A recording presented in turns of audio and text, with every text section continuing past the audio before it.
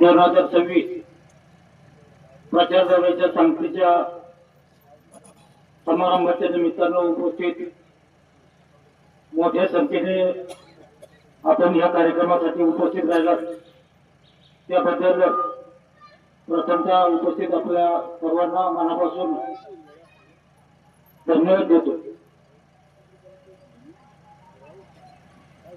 या ठिकाणी माझ्या अगोदरच्या वक्त्यांनी मतदारसंघातील परिस्थिती आपल्या सर्वांना सांगत असताना मतदारसंघामध्ये कशा पद्धतीचा प्रतिसाद मिळत आहे हे या ठिकाणी निश्चित केलेलं आहे। मागील काही काळामध्ये आपल्या गावातील काही मंडळी मठ या ठिकाणी गेल्यानंतर त्यांनी डिंगोरे पोखरून काढले अशा पद्धतीचं त्या ठिकाणी भाषण केलेलं आहे। डिंगोरे किती पोखरले हे आश्चर्यानं त्यांना दिसून आल्याशिवाय राहणार नाही। डिंगोरे गावचा किती विकास झाला हे आपण सर्वांनी आपल्या डोळ्यांनी पाहिलेलं आहे आणि मला वाटतं त्यांनी सुद्धा 5 वर्षे डिंगोरे ग्रामपंचायत मध्ये सदस्य म्हणून काम केलेलं आहे। तुम्ही 5 वर्षाच्या वेळेस ग्रामपंचायतचे सदस्य होता त्यावेळेस विरोधी पक्षातून किंवा तुमच्या नेतृत्वात तुम्ही गावासाठी किती निधी आणला याचा खऱ्या अर्थानं आपण गावाला हिशेब देणं गरजेचं होतं। आपल्याला काहीच करता आलं नाही म्हणून दुसऱ्याची रेष छोटी करण्यासाठी जर कोणी असा जाणीवपूर्वक गावामध्ये चुकीचा संदेश देत असेल तर माझ्या दृष्टीनं ही खेदाची बाब आहे आणि डिंगोरे पोखरून काढले म्हणण्यापेक्षा डिंगोरे गावामध्ये या महाशयांनी का उमेदवारी घेतली नाही आणि ज्यावेळेस त्यांच्या नावाची चर्चा झाली त्यावेळेस यांची सौभाग्यवती रात्रीच भरून मुंबईला निघाली आणि दुसऱ्या दिवशी जाहीर केले की मी काही निवडणूक लढवत नाही।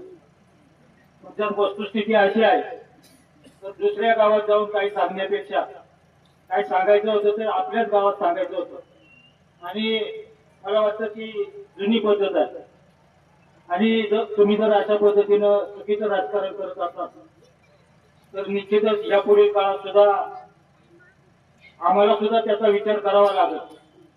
काही गोष्टी आम्ही सौजन्याने घेतो नम्रतेने घेतो सर्वांना बरोबर घेऊन जाऊन काम करतो याचा अर्थ आम्ही बावळट हे आम्हाला काही कळत नाही असं कोणी घ्यायचं नाही परंतु या पुढील काळात जसं तसं उत्तर दिले जाईल हे या निमित्तानं खात्रीनं सांगतो। मागील काळामध्ये पिंपळगाव जोगा डिंगोरे जिल्हा परिषद गटामध्ये संपूर्ण प्रचार दौऱ्याच्या माध्यमातून फिरत असताना प्रत्येक गावामध्ये मिळणारा प्रतिसाद पाहिल्यानंतर आता फक्त मतं मोजायची बाकी आहे। 3ही उमेदवार निवडून आले हे या ठिकाणी आजच्या सांगता सभेच्या निमित्तानं मी या ठिकाणी खात्रीनं सांगतो परंतु आपण आपल्याकडे अजूनही 24 तास शिल्लक आहे त्या दृष्टिकोनातून आपण अतिशय जागरूक राहून मतदारांना मतदान केंद्रापर्यंत नेऊन चांगल्या पद्धतीनं मतदान करायचं आहे। कुणीही मतदान केल्याशिवाय राहू नका अशा पद्धतीचं आवाहन करतो आणि मला वाटतं या ठिकाणी आपण जे कार्यकर्ते उपस्थित आहात प्रत्येकाने 10,000 मतं जरी आणली तरी आपल्या गावात 90% मतदान झाल्याशिवाय राहणार नाही हे या ठिकाणी सांगत असताना आपल्याला जिल्हा परिषदसाठी मांडवी गावचा सरपंच माजी सरपंच सोनाताई दाभाडे यांना उमेदवारी दिलेली आहे। त्यांना उमेदवारी द्यायचं एकमेव कारण असं आहे की आपला देश स्वतंत्र झाल्यानंतर जवळजवळ 70-80 वर्ष उलटून गेलेली आहेत आणि आजही त्याच्या 4 गावांना आपण पाणी देऊ शकलो नाही, ही आपल्या सर्वांच्या दृष्टीनं अतिशय कमीपणाची बाब आहे. आणि गेली 15-20 वर्ष मी सुद्धा सातत्यानं प्रयत्न करत आहे, परंतु त्या प्रयत्नांना या ठिकाणी ज्या पद्धतीने यश यायला पाहिजे त्या पद्धतीनं अजूनही यश आलेलं नाही. या ठिकाणी आपले लोकरे साहेबांनी या ठिकाणी मनोगत व्यक्त करत असताना त्यांनी मांडवी पाणी समिती स्थापन केलेली आहे आणि त्या माध्यमातून त्यांचा MITM साठी मोठ्या प्रमाणामध्ये प्रयत्न चालू आहे.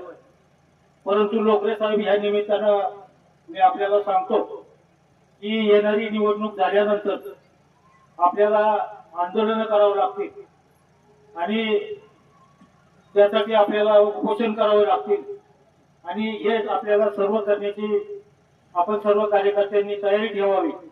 आणि निश्चितच यापुढील काळात आपण MITM झाल्याशिवाय स्वस्थ बसणार नाही आणि त्या दृष्टिकोनातून आपण सर्व मंडळींनी लोकरे साहेबांनी मला वाटतं तुम्ही 8 दिवस झालं या ठिकाणी स्वतः थांबून आहात आणि तुमच्या या ठिकाणी प्रचाराचे पद्धत पाहिल्यानंतर मलाही मनापासून समाधान वाटलेलं आहे आणि तुम्हाला उमेदवारी दिल्याचं चित झालं असं म्हटलं तर काही चुकीचं होणार नाही. आणि निश्चितच सोनाबाईचं माहेर तळेरान गाव आहे. तळेरान गावामध्ये सुद्धा अतिशय चांगल्या पद्धतीने कार्यकर्ते एकत्र येऊन काम करत आहेत आणि या ठिकाणी धरणाच्या अलीकडचा जो खेडेश्वर पासूनचा सांगोली पिंपळगाव जोगा बोईरवाडी हा जो पट्टा आहे त्या पट्ट्यामध्ये सुद्धा अतिशय चांगल्या पद्धतीने मतदान होणार आहे. मागील वेळेस आपल्याला गोळेगाव आंतरी आणि सिद्धनाथ या 3 गावामध्ये कमी मतदान झालं होतं, परंतु यावेळेस मी आपल्याला खात्रीनं सांगतो की ती जी 2 गावं आहेत ती या मतदारसंघामध्ये सर्वात जास्त मतदान आपल्या 3ही उमेदवारांना करतील अशा पद्धतीची परिस्थिती त्या गावामध्ये गेल्यानंतर दिसून येत आहे. आणि आजच्या या कार्यक्रमाच्या निमित्ताने मी सांगतो ज्या गावांमधून सर्वात जास्त मतदान होईल त्या गावाला आपण पंचायत समिती आणि जिल्हा परिषदचा जो पहिला निधी आहे तो आपण त्या गावाला देण्यासाठी निश्चितच कटिबद्ध राहू. मला वाटतं आपण ही जी स्पर्धा ठेवलेली आहे ती स्पर्धा कोण जिंकेल हे सांगता येणार नाही, पण मग मी खात्रीनं सांगतो की प्रत्येक गावामध्ये गेल्यानंतर तो जो प्रतिसाद आहे तो पाहिल्यानंतर फक्त मतमोजायची बाकी आहेत अशी परिस्थिती त्या ठिकाणी दिसून येत आहे. कधी नव्हे ते उदापूर गावामध्ये सुद्धा आपल्याला अतिशय चांगल्या पद्धतीचा प्रतिसाद आहे. उदापूर गावामध्ये आपल्याला यापूर्वी कधी प्रतिसाद मिळत नव्हता, परंतु अलीकडच्या काळामध्ये त्या ठिकाणी अतुल शेठ बेच्चे साहेब यांनी जो 8 कोटी रुपयाच्या पुलाचं काम त्या ठिकाणी केलेलं आहे आणि गाव आणि देवस्थान यांना जोडण्याचं काम त्यांनी केलं करत असताना त्या गावांनी सुद्धा यावेळेस मनावर घेतलेलं आहे.